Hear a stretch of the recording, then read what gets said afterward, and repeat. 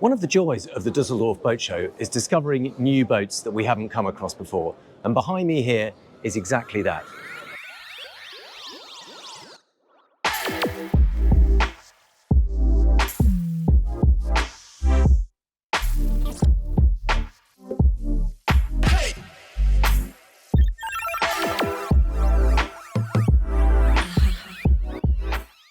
Now this is the Explorer, and if that sounds a little bit boastful, then I think you'll soon find out that they are absolutely backing that up with the kind of construction and quality and innovative ideas that really justify that title. Now, it is a German-Italian company. The finance behind it is German and the organization, but the design and the construction all takes place in Italy. One of the other men behind it is Riccardo Radice, who used to be part of the Sessa Group and has now put a lot of the brains and thinking into this. Now, it's a 62-foot boat, but I think you'll be amazed what they've managed to fit on board. Now, styling is really proper, almost commercial style Explorer yacht. We get a big vertical bow, really tall construction. It's also a really heavy build. Rather remarkably, they have actually crash tested this boat. That's pretty much unheard of in the boating industry, but they have driven this boat at 18 knots into a concrete wall to demonstrate just how strong it is. And the hull, obviously it sustained damage, but it remained intact and it certainly wouldn't have sunk. Now it is a semi-displacement design, really heavily built. Try and give you an impression of that. It is a semi-displacement, so its maximum speed is around about 24 knots. It's powered by a couple of Volvo IPS 800 engines, and it will have a range of around about 600 nautical miles from 2,800 litre tanks. So most of the time you're going to be cruising at 10 knots. It is capable of 24, but most of the time you're going to be cruising at 10. But let's get on board. We're going to give you the full tour, show you absolutely everything, all of the clever ideas on board, the engine spaces and the crew cabin. So let's get up and have a proper look. The innovation starts right at the stern of the Explorer 62. So you can see here there is a big glass door, and that is actually hiding the tender garage. But rather than a traditional tender garage where the door opens up, it hinges up like a big clamshell, which gives good access, but you then have a big garage door right over your head, very easy to bang your head on. So in this case, they've done it a little bit differently.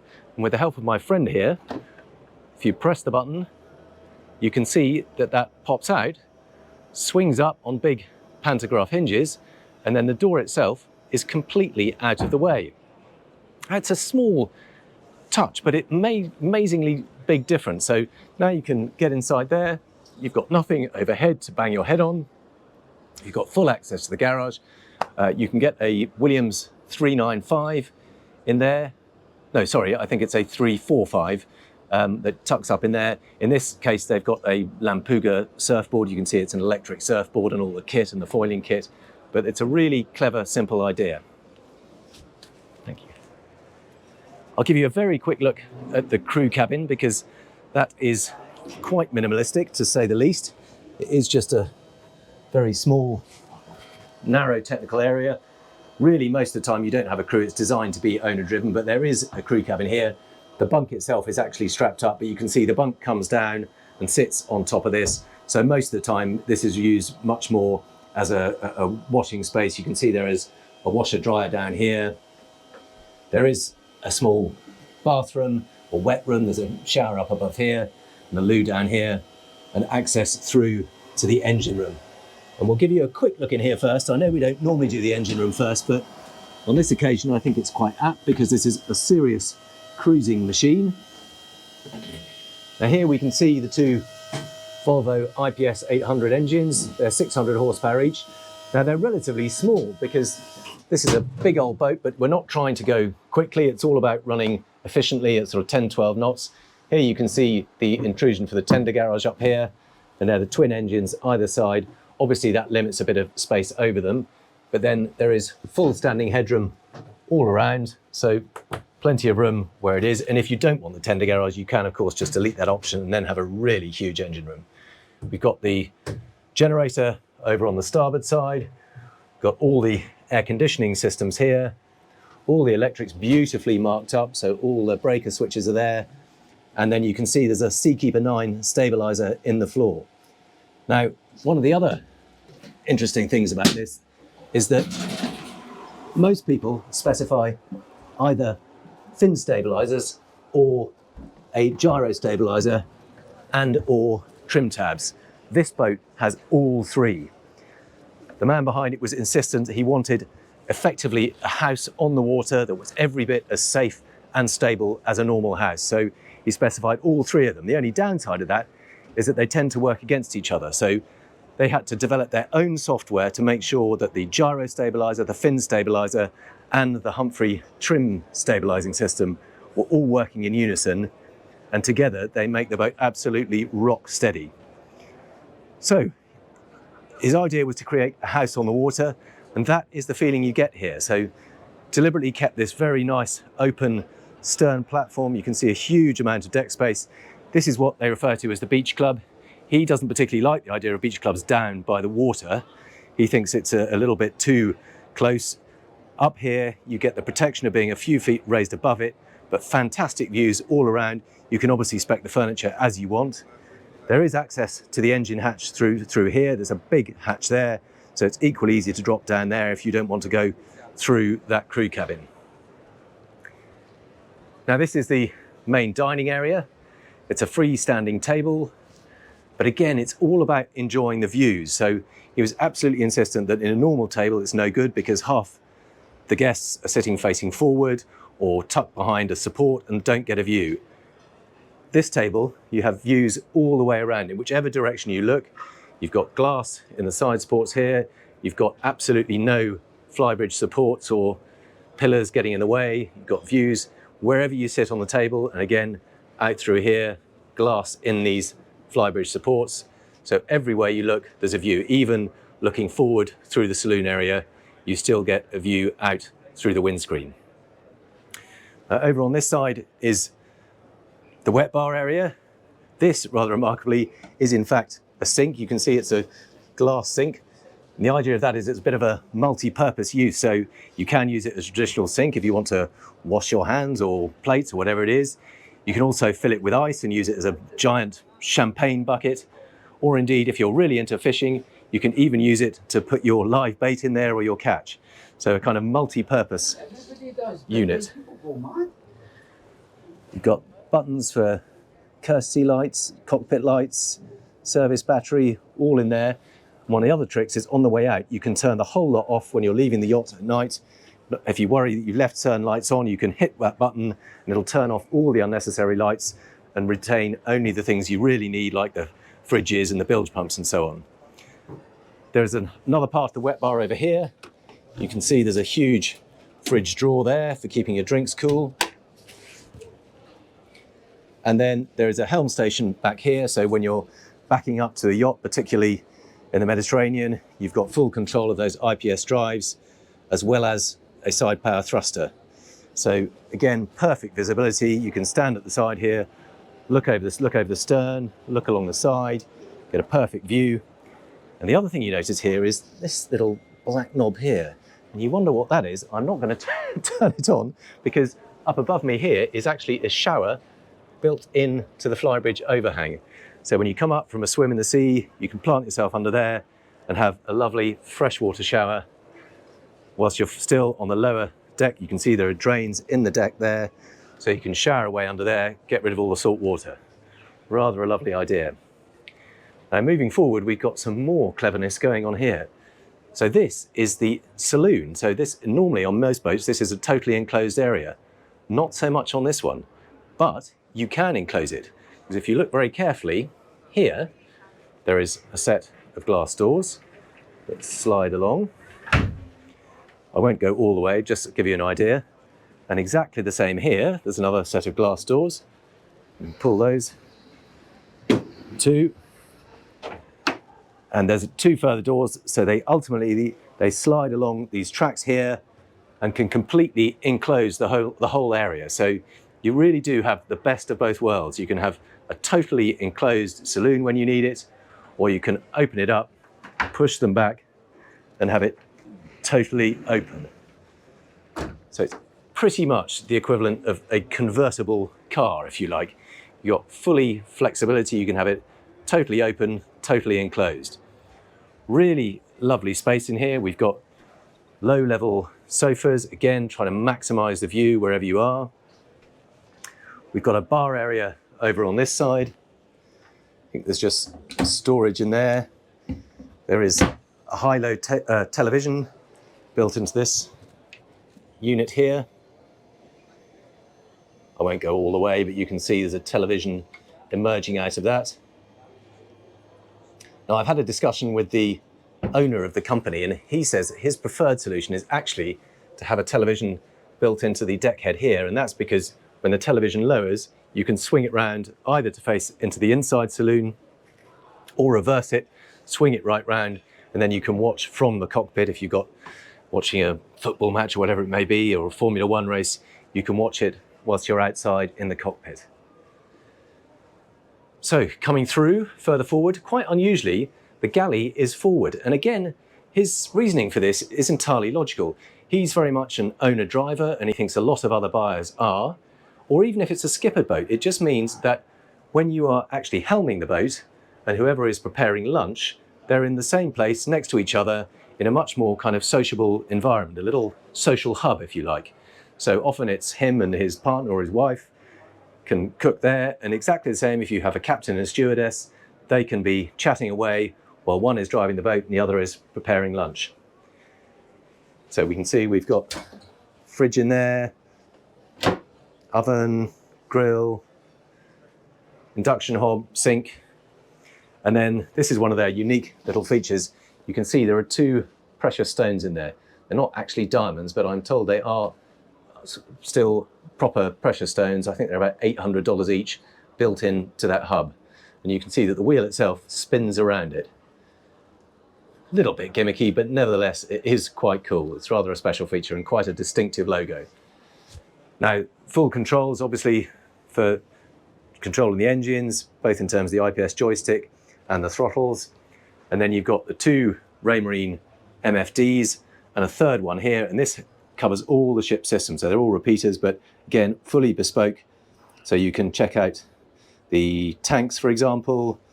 You can flick back. You can look at the air conditioning in all the different cabins. You can see 7 different zones for the air conditioning.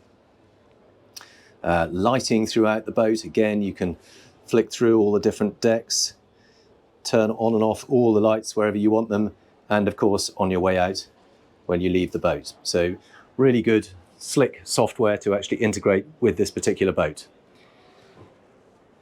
Now there is a door here exactly next to the helm. Obviously they haven't actually fitted a helm seat to this, and that is because I don't think this boat has yet been spec'd for their specific owner, and some people prefer to have a leaning post, some people prefer to have a chair that swings back into this slot here, some people prefer to have a permanent captain's chair. It's entirely up to you. So the fact there isn't one fitted here just reflects the fact that whoever has ordered this boat hasn't yet decided how they want to have it.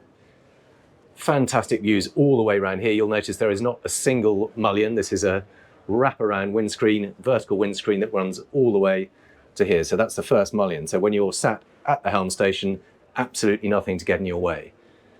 Now it's proper vertical screen, windscreen wipers, a bit of an overhang, so you should get no reflections, really good visibility. And it's the same when you look back, great view back through the yacht. Now, perhaps the most distinctive and surprising thing is just how close to the bow that helm station is. Really, really close. So there's just this small bow area here. Now, obviously in a planing boat, that probably wouldn't work so well because you get all the bouncing and slamming from the bow. But this is a semi-displacement boat that most of the time you're just cruising at 10, 12 knots. Really not a problem. Lovely little seat right forward in the bow here. And then all the deck gear is stored under these panels. So deliberately kept this as flat and empty and usable as possible. Quite funky having that split through the bow too. I don't know if we can have a peek at what's down here. A little bit fiddly, you just need to get your fingers in there. And you can see, because the reason I wanted to show you that is that even though this is only a 62-foot boat, it has twin through hull anchors. And the reasoning for that is absolutely logical. He said that when he had a previous boat and only had one anchor, he would, whenever he was trying to sleep on anchor, he'd be up every hour and a half, checking, fretting, worrying.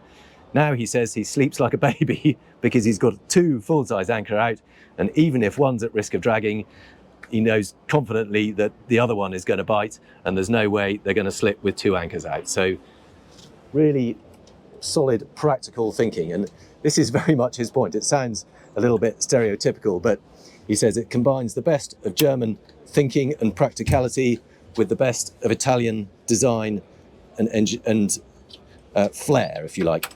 So may sound a bit stereotypical of the individual races, but nevertheless, he is adamant that that's what produces the magic.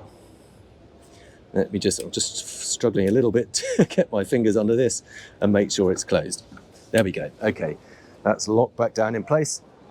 And then we'll continue on round in this direction and look at the height of these bulwarks. Really protective bulwarks at waist height and good wide walkways. There's no carefully placing of one foot in front of the other. There is access through the side here if you want to step off the side deck. And let's go and have a quick look up at the flybridge. Now again, unusual way of doing this. They've got a separate staircase, so it's not in the main cockpit area, it is behind this area here. And that's because what he likes to be able to do, there's a pair of covers or transparent curtains that go in here and also wrap around all the way around this hard top. So even though this is very much an outside space, if you take it into more northern climes or it's a windy day and you want a bit of protection, you can seal off this whole area. So as well as the fully enclosed saloon, effectively when you put the canopies and cover up, this becomes a very well protected area too. So let's go back to that flybridge, and these are the steps up. Now there's a relatively steep climb up, but nice teak treads on there, gives you plenty of grip. And then up to the helm station itself. And again, very sociable arrangement. You've got these sunbeds in front of the helm, and then this big seating area here where there's room for at least 3 or 4 to sit alongside you facing forward. Another very simple solution. This cushion here is in fact freestanding, but it's both weighted and magnetic. So it's a proper backrest that won't move when you lean against it. But when you really want to move it, you can lift it around. Once you're safely at anchor, you can shove that over there or use it as a backrest for this side of the seating area. You can move it exactly where you want. And then this whole area becomes one big sociable eating space. Got a high-low table here. You can see that, again, folds in half if you want to. Fold that up, push that back on top. And then, again, you can use that very much as a coffee table. You can lower it down, or a full-size dining table. Now, the other thing to note is that this hatch here is very much part of the design. And that's because once everybody is up and in place, you can pull that lever there, push that whole hatch down, and then that becomes a structural part of the deck. He says you can have up to 10 people standing on that. It's absolutely fine and secure. But what it does mean is you then have a really safe upper deck. With that closed, there's no danger of anybody falling down it. And you can have a really lovely party space up here. Put on your dancing shoes, put some music on, get to it. Now here is the wet bar. Again, some quite interesting features here. This kind of slate covering. We've got a fridge under there, a drawer fridge. You can have ice makers in there. It's up to you how you equip it. There's a second drawer fridge down there. We've got a grill up here and a rather lovely bar. And again, that seems like, well, that's lovely to have, but what's so clever about that? Well, it also swings over and becomes a cover. So when you don't want to use it, you've got a lovely cover over the wet bar. It's nice and neat, but rather than then having a lid that hinges up and then that kind of blocks the view that way, it lifts up and becomes a really usable bar. Now, lovely little space at the aft end of the flybridge, room for a couple of freestanding sun loungers. You can also put the tender up here. If you want to keep the tender up here, you can have a crane, pop the tender there. I think that would be a little bit of a waste, because with these lovely glass windows, you've effectively got a kind of balcony viewing area where you can lie on that sunbed and enjoy the view aft. And one more thing to point out while we're up here, there is an extra fridge specifically for the skipper. Because again, the owner of the company likes to drive his own yachts. He doesn't want to have to trouble other people, so he can keep a supply of cold drinks there. And then this helm station here, that is also on little folding hinges. So you can see that that all folds down. Again, when it's not in use, just enjoy the view forward. Useful little stowage area under there for phones, sunglasses, as well as controls for the stereo and so on. But now let's go and have a look down below. Now, one downside of this steps is really you have to reverse yourself to step back down here. They're a little bit too steep to provide enough tread facing the other way. But let's carry on with the tour. We're back down at main deck level, and you can see there is a door directly out to the side decks from here too. So again, a really good flow through the boat. Wherever you're coming or going, we've got the side door by the helm, we've got this side door here, we've obviously got those big sliding doors on either side. Just makes it a really easy boat to move around. And then steps down into the lower deck. Some nice detailing here. It's a kind of bronzy copper effect grab rail as you head down. Some nice details here. We've got the main deck electric panel, but even though that's very much a functional thing, it also looks really cool. It's just beautifully lit. We've obviously got little etched illustrations of the boat itself, but very beautifully done. And here we have a wine fridge. Again, just making use of every single little bit of space. So let's have a look at the owner's cabin. So that is stern. If we turn around this way, we've got a full beam owner's cabin. And again, really terrific headroom in here. Look at that. There's a good probably 5-6 inches above me. So that's a good 6 foot 6 inches of headroom at least. Lovely big island king size bed. Absolutely central, facing forward. Lots of storage under here. I won't show you them all, but you'll notice there's an awful lot of marble around here. And I discussed this with him and he said, well, what we've done is we wanted to keep the natural stability as strong as possible, as good as possible. So in order to keep the center of gravity low, they've used 70% carbon fiber construction in all the superstructure to minimize the weight of that. And they've saved around 3 tons by doing that. And instead, he's put 2 tons of Carrara marble in the lower deck, which helps, of course, lower the center of gravity. So the natural stability is very good in itself. Now, big bed all around here. You can pretty much have whatever furniture here you want. You can have a chaise longue or you can have a desk. I think the owner of the yard again says that he doesn't have a home office. He likes to have a boat office. So he's got a desk that he has in the corner there. And then, of course, an ensuite bathroom. Really huge size. The depth of these sinks, they look like mini baths practically, but again, all about practicality as well as design. I think those are, oh my goodness, those are the taps. I didn't even know that. Very cool. And then a proper sized shower, which he assures me you can fit 2 people in there. Don't think I necessarily need to try that, but you can see we've got an overhead shower in there, but really good and spacious, all with that matte black powder coated design. Again, I guess those are the taps. I won't make a mess in there, but look at that. Fantastic. Black marble, and a big glass door. But everything about it feels really solid. Look at the thickness of that door. And really heavy duty, stylish designer door handles. And then over on the other side, there is effectively like a mini walk-in wardrobe dressing area. It's a full-length mirror there, but there's a hanging wardrobe there, and then lots of shelves and locker space behind there. Big opening portholes on either side, large hull windows. You can't really appreciate it here inside. Television on the bulkhead.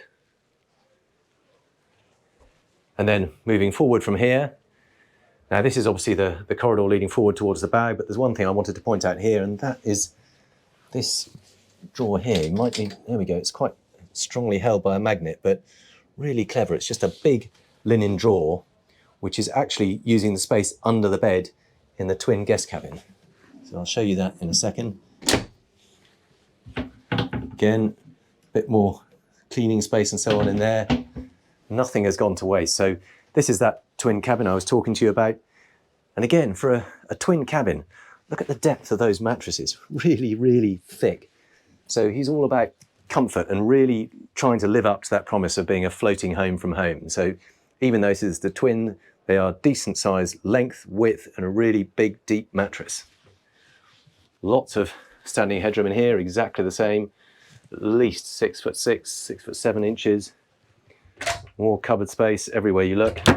And then there is ensuite access to the bathroom here, but this doubles as the day aheads. So it's what we call a Jack and Jill access. Let's go in through the other door because it doesn't really work with both doors open at once, but it does mean you have ensuite access when you need it.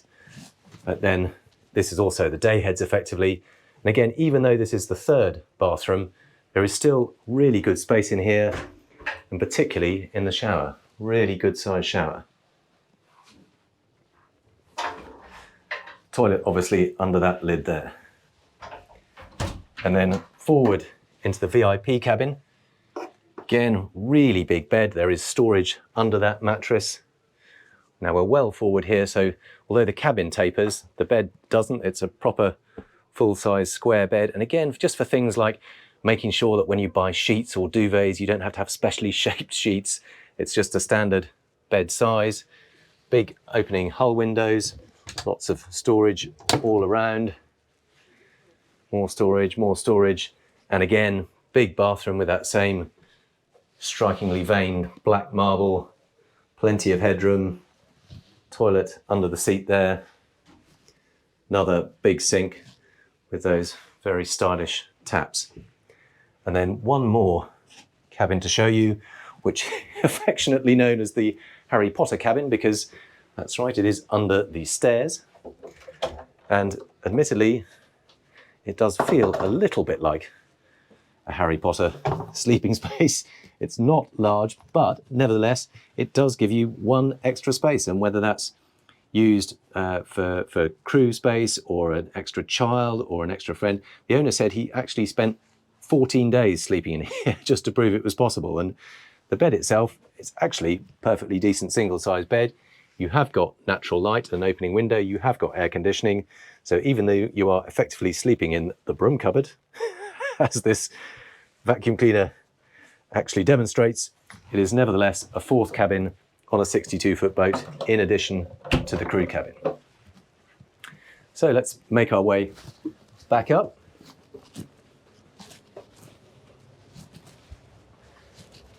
Into that convertible saloon area. We'll ease back onto the raised beach club. Plant myself here and wrap up to say that that is the full tour of the brand new Explorer 62.